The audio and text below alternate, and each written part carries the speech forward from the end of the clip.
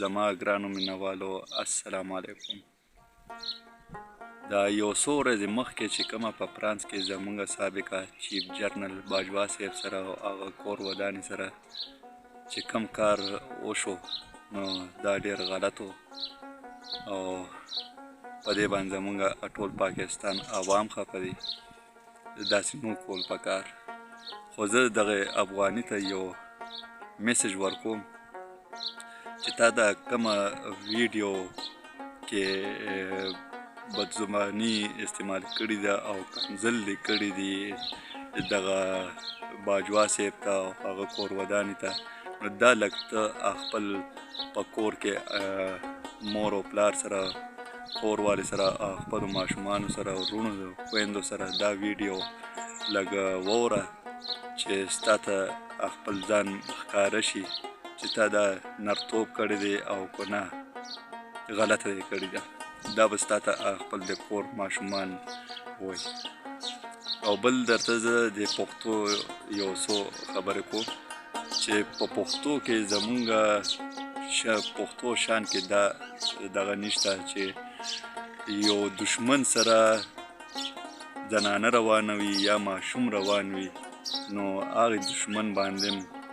بل دشمن ډز نه کوي، هغه ته چانس ورکړي چې د سره ماشومان او د سره زنانه وي. چې تا دا کم کنځل کړي نو دا تا پښتو ته کنځل کړي دي او پښتنو ته یې کنځل کړي چې څومره پښتانه دي،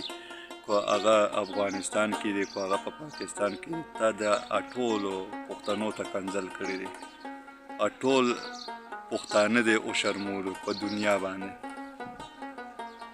نو ته پښتون نه، ته یو جولی او جولا دې کم دي د یهودیانو جولی، نو ځکه دغه الفاظ تا استعمال کړي، صرف پښتو دې زده کړي ده. او بله ما ډېره غټه ګیله دی خپل چې دا کم دغه سیټ اپ دی پی ډي ایم د دی نه مې غټه ګیله ده چې دا باجوا صاحب تاسو دغې وزیر اعظمۍ کورسۍ ته ورسولی او نن چې په باجوا صاحب باندې راغه او په دنیا کې هغه وشرمېدو نو نن یو قسم ورسره نه ولاړ. او زما خپل چیف جرنل منیر عاصم منیر صاحب نم دغه دی اپیل مې دی ورته چې د باجوا صاحب سره ودرېږئ او یو اواز شئ او دغې افغاني ته داسې سزا ورکئ چې سبا ته د بل ملک والا داسې حرکت ونه کړي چې زموږ مشرانو ته بېعزتي وکړي. او که زما سره په دې خبرو کې تاسو اتفاق کوئ نو دا زما دا ویډیو شیر کړئ چې زما د حکومت چارواکو ته هم ورسي